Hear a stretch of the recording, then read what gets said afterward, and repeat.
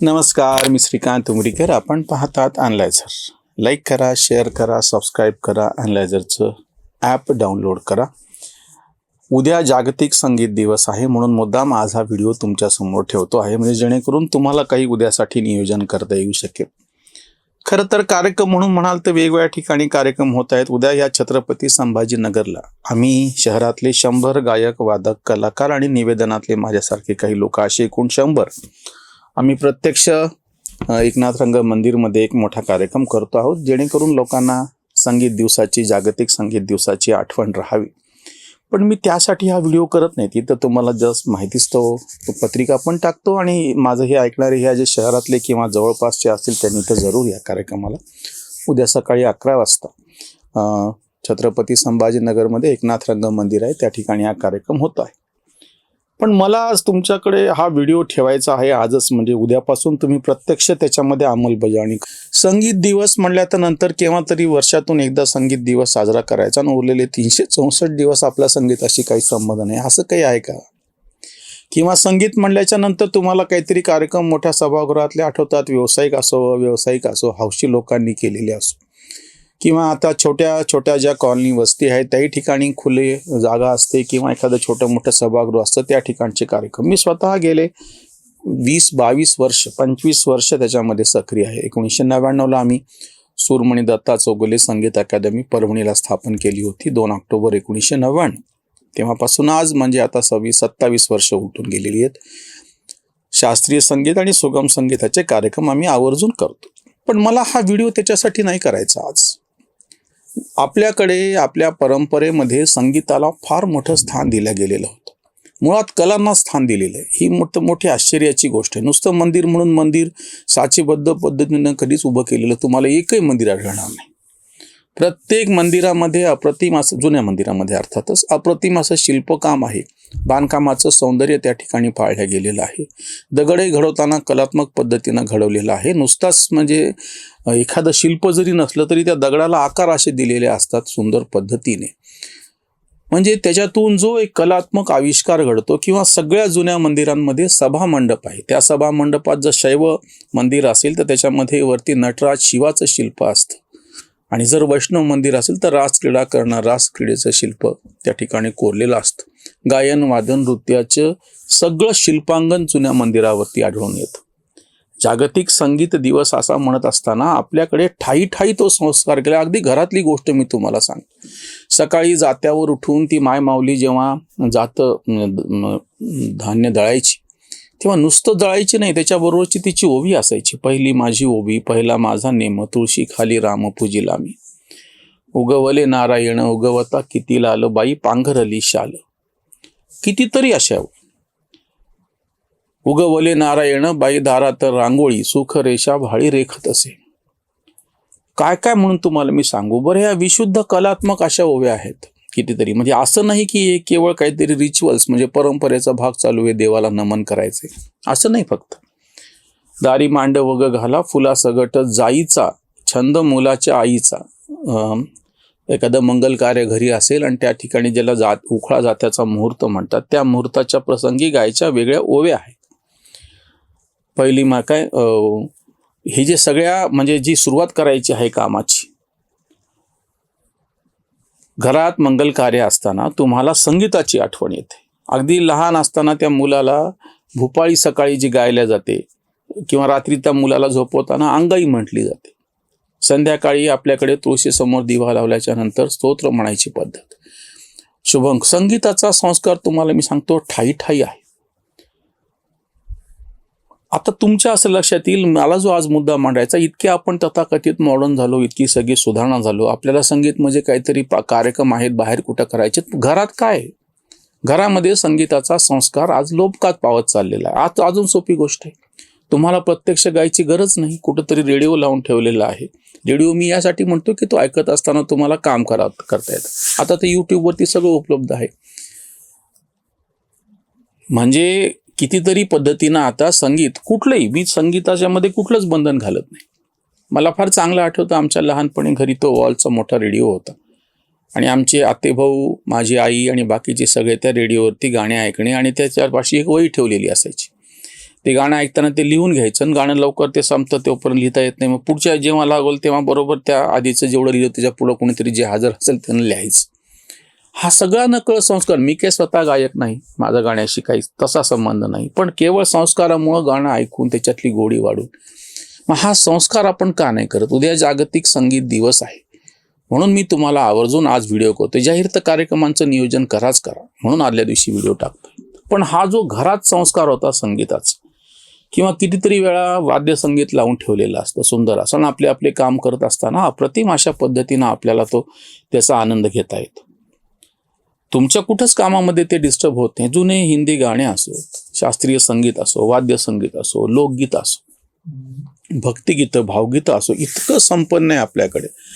सुमन कल्याणपुरांचं निधन झाल्याच्या नंतर त्यांची भावगीतांना परत एकदा उजाळा मिळाला आणि तेव्हा असं लक्षात आलं की कितीतरी अशी त्यांची भावगीतं आणि भक्तिगीतं सुंदर मराठी की जे आपल्या एका पूर्ण भावविश्वाचा भाग बनून राहिलं होतं. म्हणजे हे सगळं जे आपल्याकडं नाट्यसंगीत आहे मराठीमध्ये अतिशय संपन्न, असं दुसऱ्या कुठल्याही भारतीय भाषांमध्ये इतकं संपन्न असं नाट्यसंगीत नाही. आजही म्हणजे प्रत्यक्ष संगीत नाटकं काही फारशी सादर होत नाहीत, पण नाट्यसंगीत मात्र लोकांनी जतन करून ठेवलेले आवडीचा भाग आहे. कुठल्याही अगदी शास्त्रीय संगीताच्या मैफलीत सुद्धा एखाद्या मोठ्या गायकाला नाट्यगीताची फरमाईश होते आणि तो आपला कार्यक्रम संपवताना एखादं नाट्यगीत सादर करतो. हा सगळा संगीताचा संस्कार आमच्याकडे असताना आम्ही तो विसरून का गेलो? महान भारतीय लेखक S.L. भैरप्पा यांनी एका मुलाखतीत फार छान सांगितलं होतं की त्यांना ही सगळी बीजं सगळी सुचत असतात आणि ते छान बोलत होते. आणि नंतर अनौपचारिकरित्या गप्पामध्ये आम्ही त्यांना आवर्जून जेव्हा अजून खोलात विचारलं आणि त्यांनी विश्लेषण केलं, गंगूबाई हांगल यांच्या कार्यक्रमाला मी आवर्जून कसं जातो आणि त्यांचा जो राग विस्तार असतो त्यांचा ख्याल ऐकत असताना मला कादंबरीची बीजं, त्याचा विस्तार, त्याच्यातले प्रसंग हे सगळं कसं सुचत जातं. माझा स्वतःचा एक छोटासा 3 दिवसापूर्वीचा अनुभव तुम्हाला सांगतो मी. म्हणजे संगीताचा संस्कार कळत न कळतपणे बाकीच्याला कशी गती देतो. मी क्रोशाचं विणकाम सध्या करतो आहे, त्याची आधीच करत होतो पण आता जरा जास्त नार लागलेला आहे म्हणून. आणि माझ्या हातावरचं जे एक मोठं जे एक आसन असं जे होतं त्याच्यातला शेवटचा भाग चालू होता आणि आमच्या संचातली गायिका वर्षा जोशी हिचं एक रेकॉर्डिंग होतं आणि ती फैजची गझल आये कुछ अब्र कुछ शराब आये ही ती गात होती आणि रेकॉर्डिंग चालू असल्यामुळे त्या ठिकाणी बोलायचं नाही. आपण समोर म्हणजे दुसरं काय आपलं का चालू असेल ते एकदम तोंडातून दाद निघून जाईल, शांत बसायचं म्हणून मी विणकामाची पिशवी जी माझ्याबरोबर होती ती काढली आणि विणकाम करायला लागलो. तेव्हा वर्षांनी त्याच्यातला एक फार सुंदर असा आलाप घेतला आणि नकळतपणे माझ्या हातातली सुई, खालचा जो निळं सगळं ते रचना होती त्याच्यातला पांढऱ्या दोऱ्याचा जो भाग होता तो वरती उचलला गेला. नकळत त्याच्यातून एक चांगलं असा आकार डिझाईन तयार झाला. त्या एका कलेतून दुसऱ्या कलेला आपसूक गती अशी मिळाली. आता हे खरं तर काही याची काही वेगळी अशी व्याख्या करता येत नाही, नेमकं काही सांगून देता येत नाही, पण संगीतामध्ये अशी काहीतरी जादू आहे की जेणेकरून तुमच्या मनामधल्या चित्तवृत्ती म्हणजे तुमच्या ज्या चित्तवृत्ती आहेत त्या प्रफुल्लित होतात. मनामध्ये काहीतरी खूप चांगलं असं चालू आहे किंवा असं काहीतरी, किंवा तुम्ही जेव्हा चिंतन करत असता किंवा तुम्हाला एखादा मोठा विचार तुमच्या डोक्यात चालू असतो त्याच्यामध्ये सुसूत्रता आणायची असेल तर शास्त्रीय संगीत ऐकणं हा माझा स्वतःचा तर फार मोठा चांगला अनुभव आहे. आमिर खानचा सविस्तर मोठा असा ललत चालू आहे आणि आपण काहीतरी विणतो आहे, काहीतरी विचार करतो आहे. कितीतरी शास्त्रीय संगीताच्या मैफिलीत मी असा अनुभव घेतलेला आहे की तंद्री लागल्यासारखं मेडिटेशन. योगायोगाने योग दिवस पण आहे आज म्हणजे उद्या, आणि त्या योगाचा संगीताचा काय संबंध आहे मला माहिती नाही, पण ध्यानधारणा करावी तसं एखाद्या मोठ्या सुंदर मैफिलीत एखाद्या मोठ्या गायकाचं गायन चालू असताना आपण त्याच्यामध्ये गुंग होऊन जातो. अंबाजोगाईला यशवंतराव चव्हाण महोत्सव त्या ठिकाणी घेतलेला जातो आणि त्या ठिकाणी राजन साजन मिश्रा यांचा दरबारी चालू होता. 1.5-2 तास अतिशय रसरशीतपणे त्यांनी ते गायन केल्याच्यानंतर एक छोटीशी फरमाईश आली.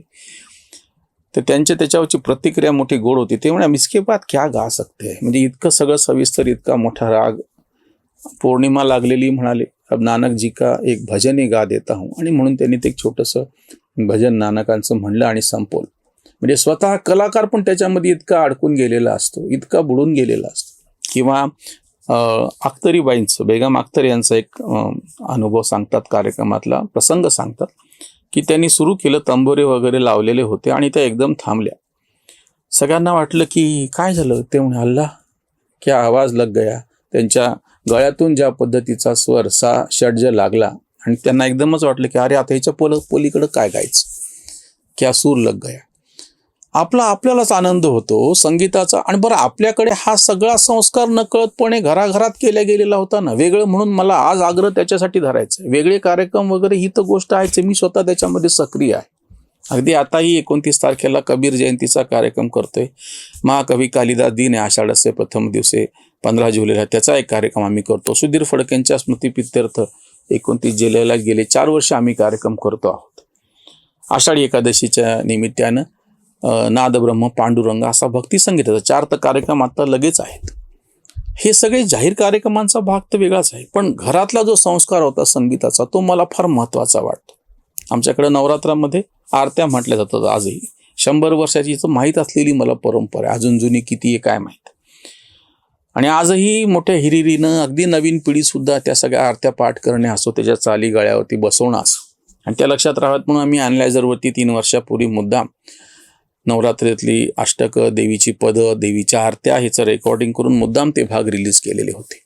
हा संस्कार आपल्याकडे होता. बारसेच्या दिवशी सुंदर गाणी गायली जायची, किंवा लग्नामध्ये वीण पंगत बसल्याच्या नंतर माझे सासरे फार सुंदर वीण म्हणायचे.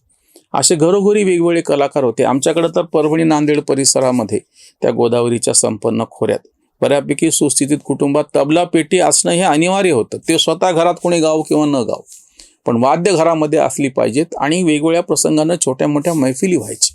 सहज जरी लोक जमले तरी पेटी काढली, तबला काढला आणि गात बसले असं व्हायचं.